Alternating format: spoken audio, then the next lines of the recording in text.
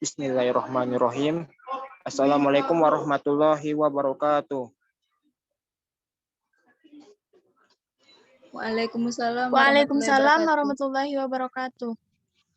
Alhamdulillahirabbil alamin. Wassalatu wassalamu ala asrofil anbiya'i wa mursal wa ala alihi wa sahbihi rasulillah ajmain. Baik.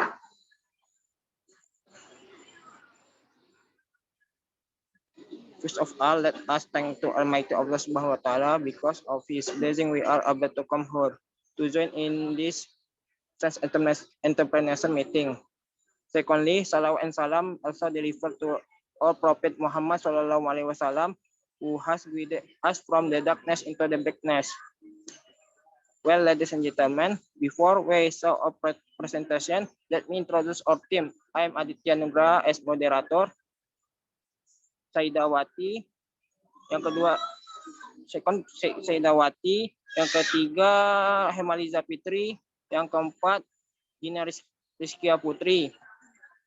Baik, langsung saja ke presentasi kita pada hari ini. Yang pertama,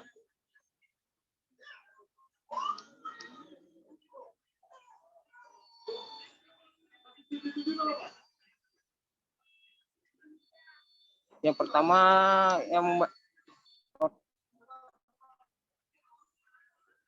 pertama yaitu model analisis yang akan dibacakan oleh Wulan. Kepada Wulan dipersilakan.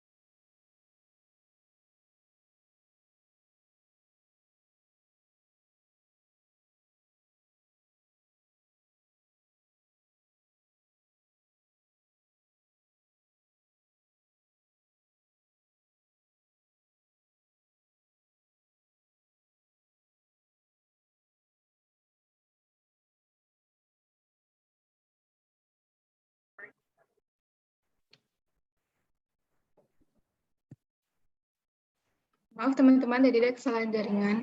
Baiklah, saya akan menjelaskan tentang model analisis. Yang pertama ada pengertian analisis usaha, yaitu suatu proses melakukan evaluasi. Apakah bisnis yang dijalankan memiliki berbagai risiko yang mungkin terjadi, serta dapat mengetahui sejauh mana kemungkinan prospeknya. Maka dari itu, kita dapat mengidentifikasi apa yang sedang terjadi, mengapa hal tersebut terjadi, mengidentifikasi kebutuhan bisnis, dan menentukan solusi untuk menghadapi berbagai masalah bisnis. Next. Selanjutnya di sini ada jenis-jenis analisis usaha. Yang pertama ada analisis deskriptif, yaitu melibatkan proses menggali data dan menggunakan KPI atau Key Performance Indicator untuk mengetahui situasi bisnis. Analisis ini berupa angka penjualan atau kondisi keuangan perusahaan, atau bisa juga metrik sosial media seperti jumlah fanbase, like, dan keterlibatan audiens. Selanjutnya ada analisis prediktif. Dengan mencoba memprediksi apa yang harus dilakukan di masa depan berdasarkan tren. Sebagai contoh, dengan menggunakan data tahun sebelumnya untuk mengetahui jenis produk yang mungkin diminati konsumen, dan apakah konsumen cenderung membelinya lagi. Selanjutnya ada analisis perspektif. Dengan menggunakan data dari analisis deskriptif dan analisis prediktif untuk mencoba memperkirakan apa yang terjadi di masa mendatang. Next.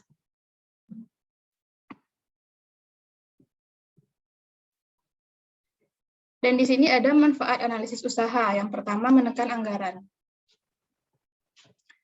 Sebagian besar perusahaan kecil memiliki anggaran pemasaran yang terbatas. Dengan menggunakan analisis bisnis, maka perusahaan dapat mengoptimalkan pengeluaran dengan membantu perusahaan memahami pelanggan dengan baik.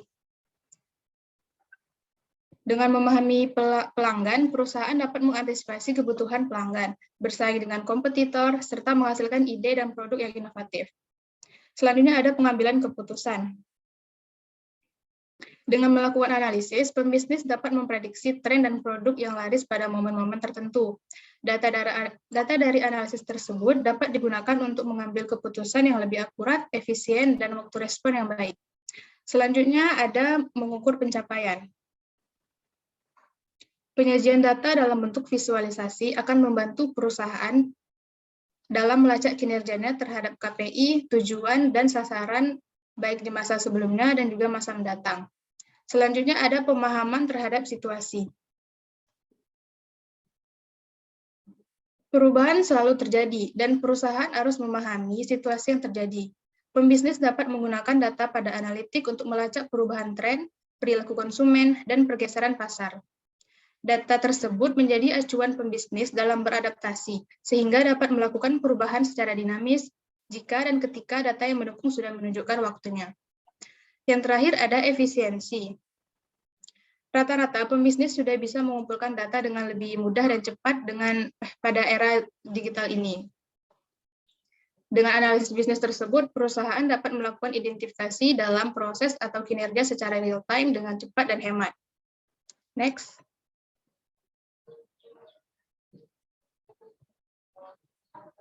Komponen analisis usaha. Yang pertama, analisis lingkungan bisnis dan strategi. Ini biasanya didapatkan dari jurnal industri dan perdagangan, publikasi pemerintah, berita keuangan, media promosi perusahaan, dan website. Yang kedua ada analisis akuntansi. Ini mencerminkan realitas ekonomi dengan mempelajari transaksi dan peristiwa, kebijakan akuntansi, penyesuaian, dan membuatnya lebih mudah sesuai dengan analisis, walaupun telah disesuaikan dengan standar akuntansi keuangan. Selanjutnya ada analisis keuangan. Proses prediksi atau ramalan hasil di masa depan untuk laba dan arus kas. Nah, analisis ini biasanya diambil dari analisis lingkungan bisnis dan strategi, analisis akuntansi, dan analisis keuangan. Selanjutnya ada penilaian, yaitu proses mengubah ramalan hasil di masa depan menjadi estimasi nilai perusahaan dengan memilih suatu model penilaian dan mengestimasi biaya model perusahaan.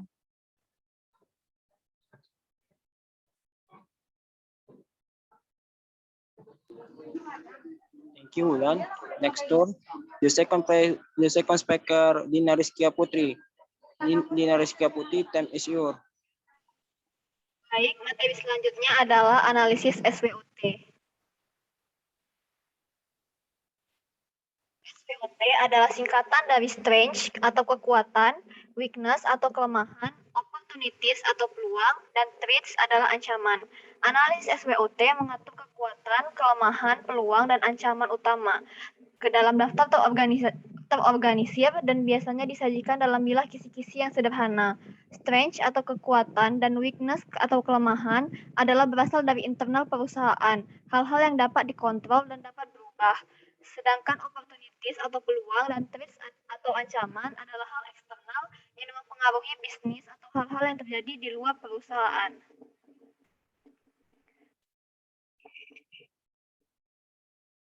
Kemudian, contoh analisis SWOT. Berikut adalah contoh sederhana dalam melakukan analisis SWOT untuk mengevaluasi kekuatan, kelemahan, peluang, dan ancaman suatu perusahaan. Strength adalah kekuatan. Yang pertama, kami dapat merespon dengan cepat setiap permintaan pelanggan tanpa harus melalui birokrasi yang panjang. Yang kedua, kami sangat memperhatikan setiap permintaan dan kebutuhan pelanggan. Yang kedua, weakness atau kelemahan. Yang pertama, staf kami masih memiliki kemampuan rendah di bidang-bidang tertentu. Yang kedua, perusahaan kami memiliki keterbatasan dalam permodalan.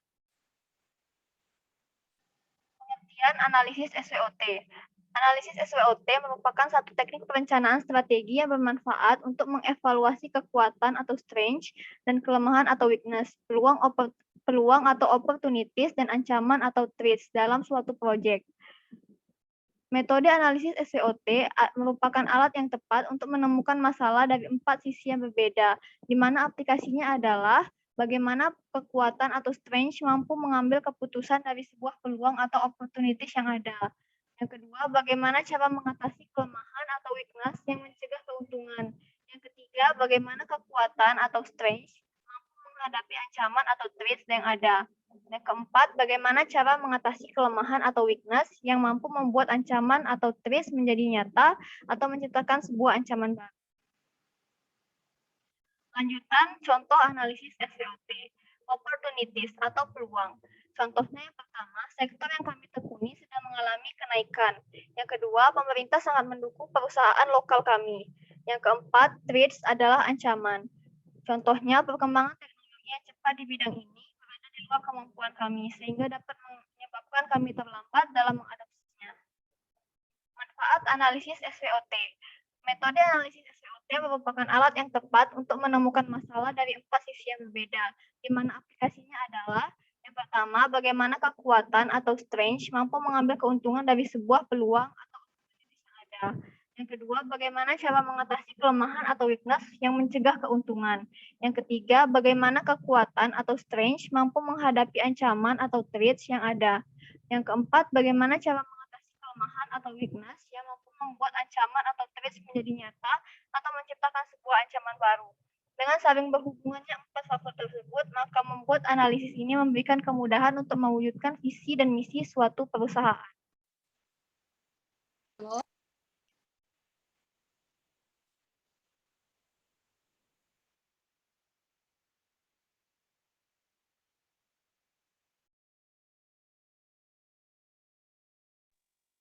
Next one, the third speaker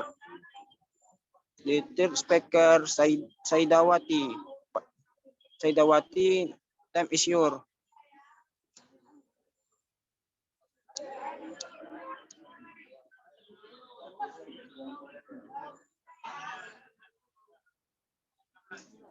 Yang selanjutnya Hermaliza.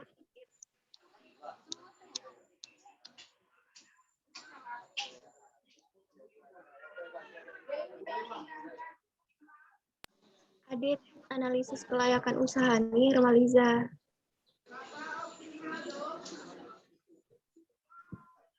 Baik, selanjutnya analisis kelayakan usaha. Apa itu analisis kelayakan usaha?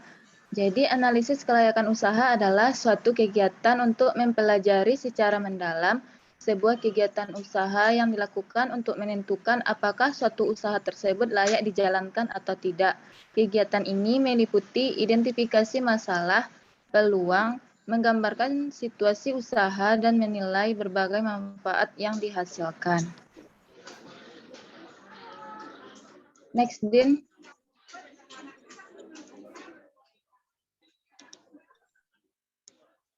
Pentingnya analisis kelayakan usaha.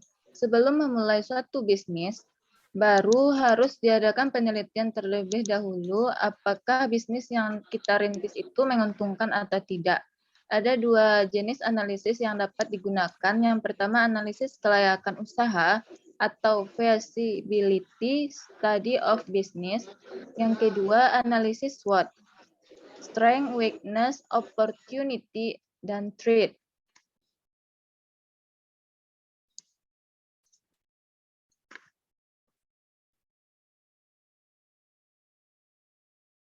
Adapun tujuan analisis kelayakan usaha, yang pertama itu menghindari penanaman modal yang sia-sia. Yang kedua, melihat prospek usaha yang baik di masa yang akan datang. Dan yang ketiga, sebagai alat kontrol atau kendali jalannya usaha.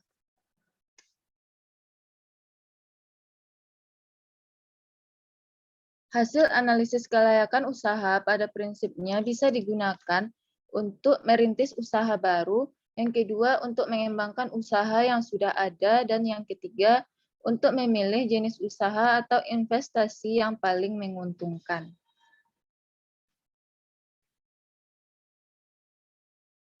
Adapun pihak yang memerlukan dan berkepentingan dengan analisis kelayakan usaha, yang pertama ada pihak wirausaha atau pemilik perusahaan, yang kedua pihak investor dan penyandang dana atau bisa disebut dengan pihak sponsor, dan yang ketiga pihak masyarakat dan pemerintah sebagai konsumen atau sebagai pemakai.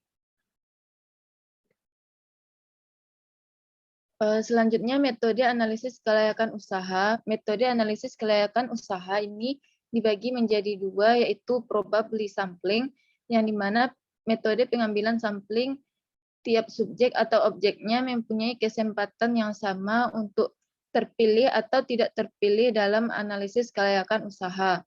Yang kedua, non-probably sampling. Metode pengambilan sampling yang mana tiap subjek atau objeknya tidak diberi kesempatan ataupun peluang yang sama besarnya untuk terpilih dalam analisis kelayakan usaha. Selanjutnya, manfaat analisis kelayakan usaha. Yang pertama, memperkecil risiko kerugian usaha. Memperkecil risiko kerugian usaha dapat dikendalikan maupun tidak, karena kita tidak dapat memprediksi di masa yang akan datang sehingga perlu dilakukan kelayakan untuk mengurangi risiko kerugian usaha. Yang kedua, mempermudah perencanaan usaha. Dengan adanya analisis kelayakan usaha, maka ke depannya dapat mempermudah perencanaan bisnis. Perencanaan bisnis ini meliputi jumlah modal, waktu pelaksanaan, lokasi, cara pelaksanaan, besarnya keuntungan, serta bagaimana pengawasan bila terjadi penyimpangan. Yang ketiga, melancarkan pelaksanaan usaha. Perencanaan disusun secara sistematis dapat mempermudah pelaksanaan usaha. Proses ini dilakukan secara tersusun sehingga membuat setiap orang dalam bisnis mempunyai pedoman dan tetap fokus terhadap tujuan. Lalu perencanaan usaha ini dapat tercapai sesuai dengan apa yang telah kita rencanakan. Yang keempat, mempermudah melakukan pengawasan. Dengan pelaksanaan yang sesuai dengan rencana yang telah disusun berdasarkan analisis kelayakan usaha, maka pengawasan dalam proses usaha akan lebih mudah.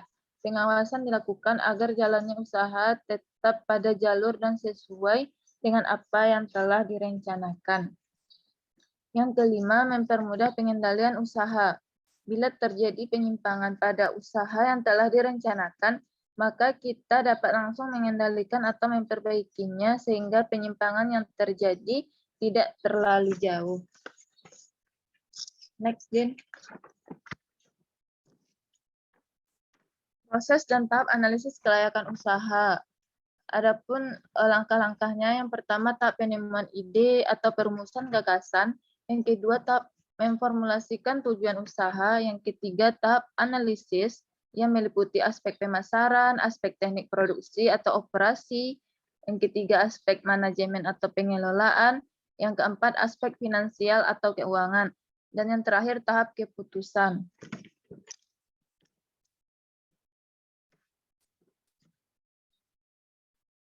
Yang pertama tahap penemuan ide atau perumusan gagasan. Pada tahap ini, agar dapat menghasilkan ide usaha yang laku di pasaran atau menguntungkan, diperlukan penelitian secara langsung. Untuk sumber-sumber ide usaha ini dapat ditemukan melalui media internet, media cetak, ataupun media lainnya. Adapun sumbernya itu berupa koran, majalah, bisnis, internet, lingkungan, dan lain-lain. Yang kedua, dengan melihat keberhasilan orang lain. Dengan melihat keberhasilan orang lain, kita dapat termotivasi ide usaha apa yang akan kita buat. Ibaratnya kita sudah tahu gambaran ide usaha yang sudah kita rencanakan. Next, Din. Yang kedua, tahap memformulasikan tujuan bisnis. Adapun tahap ini dibagi menjadi dua, yaitu kontinuitas usaha. Kontinuitas usaha artinya suatu perusahaan akan berjalan atau berjalan terus, dalam artian diharapkan tidak ada tanda-tanda ataupun gejala-gejala yang tidak diharapkan di masa yang akan datang agar perusahaan perusahaan tersebut tidak dilikuidasi ataupun dibubarkan. Yang kedua, keuntungan usaha. Artinya, keuntungan usaha adalah kelebihan pendapatan yang diperoleh suatu badan usaha ataupun perorangan dari modal awal yang dikeluarkan. Keuntungan merupakan elemen yang penting karena angka laba diharapkan cukup untuk merepresentasikan kinerja perusahaan secara keseluruhan. Next, Din. Yang ketiga, tahap analisis kelayakan usaha. Yang pertama, aspek pemasaran. Adapun komponennya meliputi kebutuhan dan keinginan konsumen. Yang kedua, segmentasi pasar. Yang ketiga, target pasar. Yang keempat, masa hidup produk. Yang kelima, struktur pasar. Yang keenam, persaingan dan strategi pasar. Yang ketujuh, pertumbuhan pasar. Yang kedelapan, laba kotor. Dan yang kesembilan, pangsa pasar. Aspek produksi. Dalam aspek produksi ini meliputi komponen lokasi operasi, volume operasi, mesin dan peralatan, bahan baku, dan bahan penolong. Yang kelima, tenaga kerja. Yang keenam, layout aspek manajemen. Dalam layout aspek manajemen ini berupa kepemilikan usaha. Yang kedua, organisasi dan tim manajemen. Dan yang ketiga, karyawan.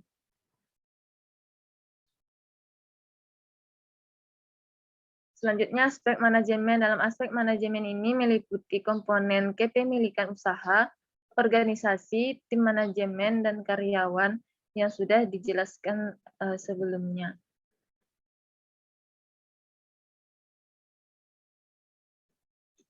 Selanjutnya, aspek finansial atau keuangan. Dalam aspek finansial ini meliputi kebutuhan dana, yang kedua sumber dana, yang ketiga proyeksi neraca, yang keempat proyeksi laba dan rugi, dan yang kelima proyeksi aliran kas atau cash flow. Cash flow adalah laporan yang berisi pemasukan dan pengeluaran aliran kas. Laporan aliran kas ini merupakan keuangan untuk melacak setiap pemasukan dan pengeluaran hingga menghasilkan analisa keuangan apakah usaha yang kita jalani ini mengalami penurunan ataupun peningkatan. Dalam cash flow ini dibagi menjadi 3, yaitu cash inflow atau aliran kas masuk, yang kedua cash outflow, aliran kas keluar, dan yang ketiga net cash flow atau aliran kas masuk bersih.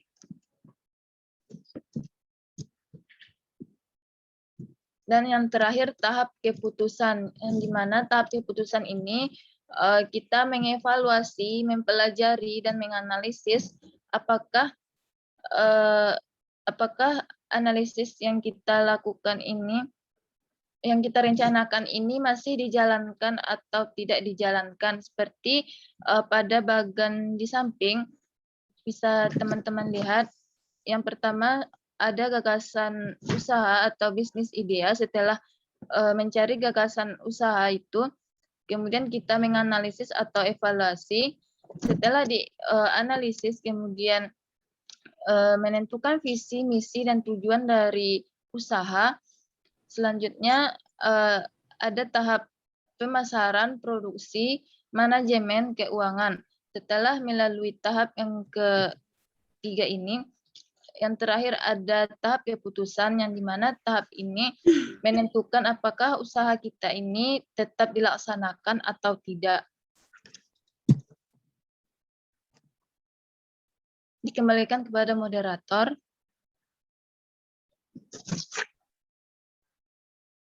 Baiklah, saya akan melanjutkan presentasi dari Hermaliza mengenai kriteria investasi. Untuk mengetahui layak atau tidaknya suatu investasi yang dilakukan, serta apakah usaha tersebut menguntungkan secara ekonomis, maka dapat kita lakukan dengan menggunakan 3 kriteria metode, yaitu yang pertama payback period, yang kedua net present value, dan yang terakhir internal rate of return. Next, Dina. Yang pertama, payback period atau yang disingkat dengan PP. Payback period adalah suatu periode yang diperlukan untuk menutup kembali pengeluaran investasi. Semakin cepat payback period, maka semakin baik bisnis tersebut. Untuk menghitung waktu pengembalian investasi digunakan rumus payback period sama dengan nilai investasi per kas masuk bersih dikali 1 tahun. Setelah dilakukan perhitungan, dapat dianalisis jika payback period lebih pendek waktunya daripada jangka waktu kredit yang disyaratkan, maka usulan investasi dapat diterima. Sedangkan jika payback period lebih panjang waktunya daripada jangka waktu kredit yang disyaratkan, maka usulan investasi tidak dapat diterima atau ditolak. Next, Din. Selanjutnya adalah net present value atau NPV. Nilai uang sebagai manfaat ekonomi dari usaha yang diperkirakan akan diterima di masa yang akan datang tidak sama dengan nilai uang yang diterima pada saat sekarang. Karena adanya faktor interest rate yang besarnya tertentu dan besarnya biaya analisis sepanjang waktu. Oleh karena itu, dalam studi kelayakan usaha, unsur waktu dan interest rate diperhitungkan. Jika menggunakan net present value, dapat kita rumuskan sebagai berikut, yaitu net present value atau NPV sama dengan sigma T sama dengan 0 AT per 1 ditambah K pangkat T. Dengan keterangan K sebagai diskon rate yang digunakan, AT adalah cash flow pada periode T, sedangkan N adalah periode yang terakhir di mana cash flow diharapkan. Jika telah dilakukan perhitungan, maka kita dapat menyimpulkan kriteria penilaian. Apabila NPV-nya besar dari 0, maka proyek diterima atau layak. Namun apabila NPV-nya kecil dari 0, maka proyek tersebut ditolak atau dianggap tidak layak. Selanjutnya, Dina. Selanjutnya adalah internal rate of return atau IRR. IRR adalah suatu interest rate yang membuat nilai net present value atau NPV adalah 0 atau disebut juga sebagai indeks keuntungan atau probability index atau PI.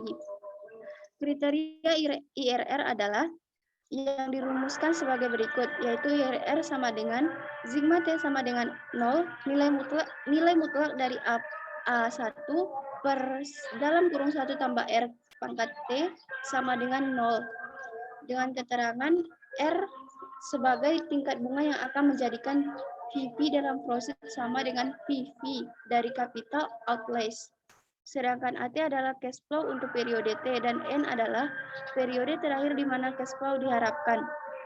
Setelah dilakukan perhitungan, bila IRR lebih besar dari SOCC, maka usaha tersebut layak secara ekonomis. Namun bila IRR sama dengan SOCC, maka usaha tersebut berada dalam keadaan BEP atau break even point. Sedangkan bila IRR lebih kecil dari SOCC, maka usaha tersebut tidak layak secara ekonomis.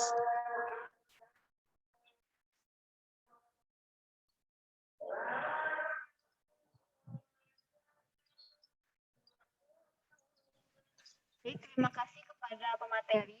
Dikarenakan Adit mengalami masalah jaringan, maka saya akan mengambil alih moderator. Sekian presentasi dari kelompok kami. Sebelum kita masuk ke sesi tanya jawab, apakah ada dari teman-teman yang ingin menambahkan atau memberi kritik dan saran?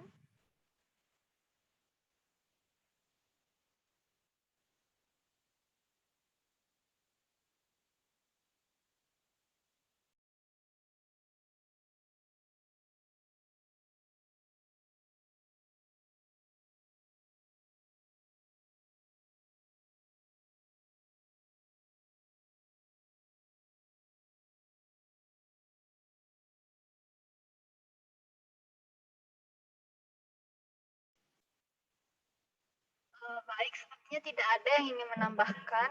Sebelumnya saya ingin bertanya, dikarenakan waktu Zoom kita sebentar lagi habis, sebaiknya apakah kita melaksanakan diskusi tetap di Zoom atau di WA? Bagaimana teman-teman sekalian?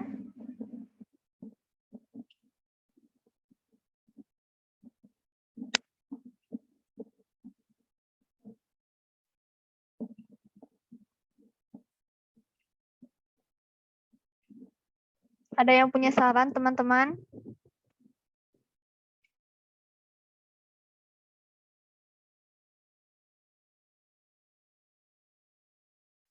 Dina, kalau menurut Dina mending di WA aja. Soalnya udah mulai azan, udah azan juga kan. Gitu. Baik, terima kasih Dina. Bagaimana Bagaimana teman-teman yang lain setuju? Di WA saja. Boleh, Din. Baik. Kita akan lanjutkan diskusi kita di WA. Sebelumnya terima kasih bagi teman-teman yang telah hadir pada kesempatan kali ini. Saya tutup. Wassalamualaikum warahmatullahi wabarakatuh. Waalaikumsalam warahmatullahi warahmatullahi wabarakatuh. wabarakatuh. Sebelumnya teman-teman boleh on cam sebentar biar kita akses.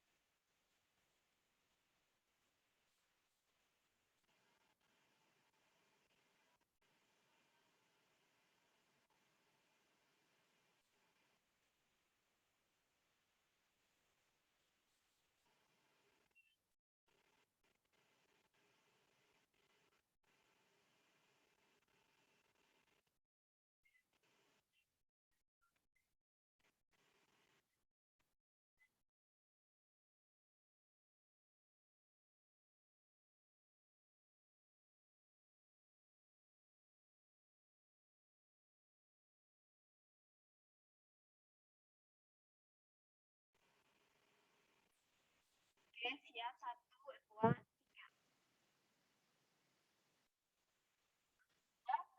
Terima kasih teman-teman. Sekarang sudah boleh live.